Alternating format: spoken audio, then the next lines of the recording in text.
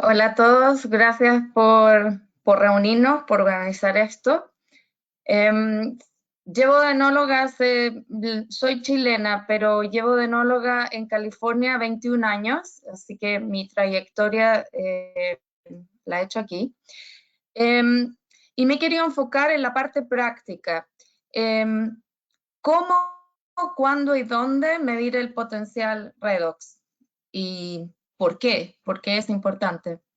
Hace años atrás, 5 años atrás, fui a España y vi una unidad para medir el potencial redox y Matanzas Creek, que es la bodega donde yo trabajo, tenemos 6 Sauvignon Blancs. em, no uso oxígeno, entonces mi idea era saber realmente si yo estaba haciendo un Sauvignon Blanc reductivo o no, porque yo le decía a todo el departamento de ventas, hago un Sauvignon Blanc reductivo. Y esa fue la primera vez que probé la unidad de Electro Wine. Y la unidad que nosotros tenemos tiene un electrodo de platino, como explicaba Federico, con un electrodo de referencia, y esos dos electrodos son una unidad, es una sonda que se pone dentro del vino. Las unidades se expresan en milivoltios y generalmente en la literatura uno lo encuentra expresado como EH, porque como decía Federico, no es una medida, como es esta tormenta que él definía, eh, todas esas parejas de compuestos que se están midiendo, la máquina mide cada 6 segundos y tú sacas un promedio de esa medida. Y, y todo eso mide como la fuerza electromotriz del mosto del vino. Yo creo que ese concepto de fuerza electromotriz es más fácil de entender y de explicar. Entonces, esta sonda, que uno la pone en el mosto o en el vino, más o menos la tiene que dejar para estabilizarse de 20 a 30 minutos. La sonda mide de continuo, o sea que uno la puede dejar durante todo el transcurso de la fermentación y es muy bueno porque uno ve los cambios de las adiciones que se hacen durante la fermentación, ya sean adiciones de nutrientes, adiciones de glutatión, remontajes si pones la sonda para medir en vinos tintos. Y nosotros tenemos la capacidad de ver esas curvas, esos gráficos, y ver cómo uno puede asociar la percepción nuestra del vino con los distintos números en pantalla de potencial redox. ¿Cuándo medir? Como no podemos medir, que sería lo ideal, los metales del mosto, ya sea hierro, cobre o manganeso, es muy caro y sabemos la influencia que nos ha explicado Federico de esos metales. No podemos medir eso, pero sí podemos medir el potencial redox. Los tratamientos de campo para evitar oidio, botritis y otras enfermedades, muchos de ellos contienen, como ustedes saben, metales, los metales antes mencionados. También las adiciones de azufre eh, son cruciales. Es muy crucial tener un entendimiento de qué le han puesto a los viñedos antes de recibir la uva en la bodega, porque más o menos tiene una idea con qué va a tener que lidiar. Entonces, mi consejo es empezar a medir en el mosto para ya tener una medida base. Les estoy mostrando en este minuto un gráfico de un Sauvignon Blanc, que hicimos un muestreo llegó el mosto y empezamos a medir lo que estábamos haciendo. El primer año no hicimos ningún cambio. Cuando llega estas uvas se prensan y el jugo va directamente a la prensa. Adicionamos mucho pellets de hielo seco y entonces empezamos a medir desde ahí para tener un entendimiento del nivel de potencial redox con que llegaba el mosto. Ya después medimos otra vez en la cuba y ustedes pueden ver aquí en el gráfico que la línea punteada naranja es la temperatura, está en grados Fahrenheit, 62 son alrededor de 17 grados Celsius y las barras azules es el potencial redox. Potencial redox promedio por día cuando ya se había estabilizado. Lo medíamos 2 o 3 veces al día, entonces esto no es un valor absoluto, es un valor de referencia. Pero aquí da muy buena idea de cómo uno parte. Esto coincide, lo medimos en 5 vinos y más todos los años. Uno parte más o menos con unos valores de 200 a 300 de potencial redox, de milivoltios, y ven los Brix abajo. Partimos con 23.2 grados Brix el primer día. Luego, aquí está mi flecha, luego ya al agregar la levadura hay una bajada muy rápida del potencial de reducción. Entonces nos fuimos de 200 en este jugo en particular y llegamos al tercer día, ya estábamos pero en 24.4 de Brix y ya en menos 50 de milivoltios.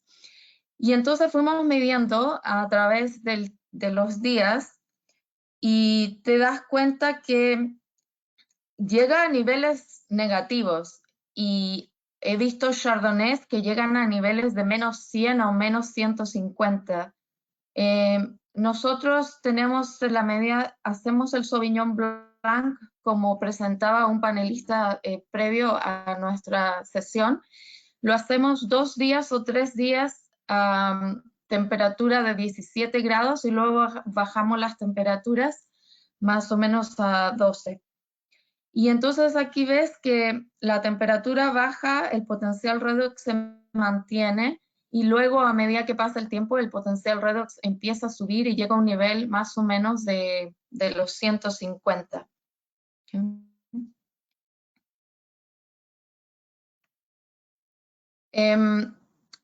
La otra ocasión en que yo recomiendo hacer mediciones de potencial redox, yo estoy midiendo todo el tiempo, pero digamos las esenciales son antes de la embotellación.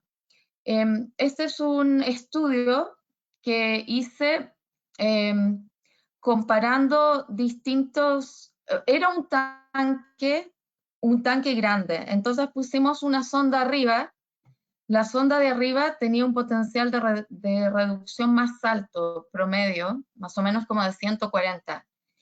Y pusimos una sonda abajo, más cerca del piso de la cuba, donde había más borras, y el potencial de reducción ahí era menor, ¿cierto? Porque las levaduras tienen un potencial de reducción interno en su célula de más o menos menos 300 milivolts. Entonces, mientras más esté cerca la sonda de las lías, menor el potencial de reducción. Entonces dije, ok, tengo un tanque entero, lo que vamos a hacer es, lo vamos a filtrar, la parte de arriba del tanque va a ir a una cuba, y ese es el de la mano derecha, y eso nos dio 140 milivolts. Y ahora, la parte de abajo, sacándole de la válvula de abajo, nos vamos a ir a otro tanque, y ese tanque, filtrar a un tanque separado, nos dio 87 milivolts. También teníamos la parte del medio que no puse acá, nos fuimos a otro tanque y nos dio 103 milivolts. Y entonces reunimos más o menos, fueron 12 enólogos, les presentamos las muestras, dijimos de que nos dieran descriptores y cuál les gustaba más. cuál era su preferencia.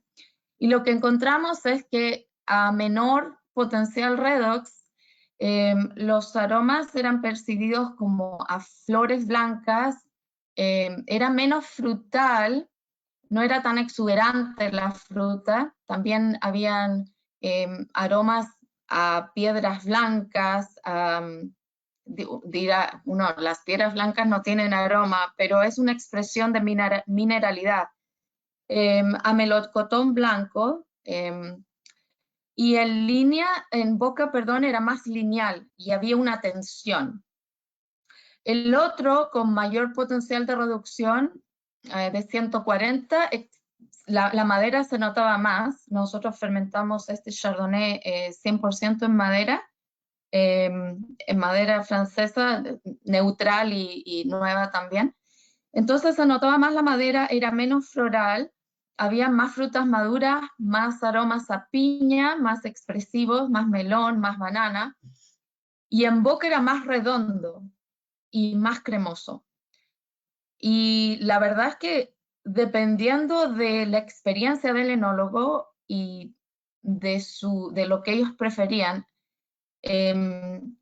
debo decir que nos llamó mucho la atención. Los enólogos nuevos tenían tendencia a preferir el de menor de potencial redox, y los enólogos con más experiencia tenían tendencia a preferir el de mayor de potencial redox. Y en mi caso, tengo tendencia a preferir el de 80, el de menor de potencial redox o el del medio. Esta foto bueno, son levaduras de Saccharomyces cerevisiae y es para recordarnos que dentro del medio intracelular de la célula, la levadura siempre está haciendo un esfuerzo por bajar el potencial redox del mosto. ¿Okay? Y esto es importante y es por eso que jugar con las lías, si uno ve que el vino tiene un potencial de redox bajo, entonces tiene que sacar esas lías, que es algo que hacemos nosotros, no lo hacíamos antes igual, sin medir el potencial redox. Ahora, si uno tiene un vino oxidado, entonces le puede poner lías de otro tanque para bajar el potencial redox. El manejo de las lías es uno de los, he descubierto que es lo más efectivo para manejar un potencial redox. Otra ocasión en que aconsejo medir, como ya decía, es antes del embotellado, sobre todo si uno tiene... what I have done. Oh, gracias. Sobre todo si uno tiene una botella de color claro. Dentro en el vino existe la cisteína y la metionina, que cuando hay luz, ondas de luz más o menos de 320 a 440, sobre todo las luces fluorescentes que ponen en los supermercados,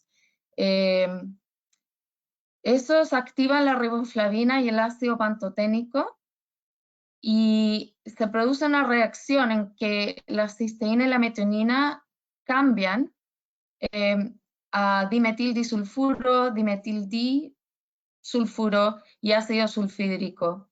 Y también, por supuesto, que hay generación de mercaptanos. Algunos con gusto a ajo, otros a repollo, a habichuelas verdes, y la verdad es que no se vuelve muy bueno el vino, y ninguno de nosotros quiere tener un vino que huela de esa manera. Entonces mi consejo es medir antes.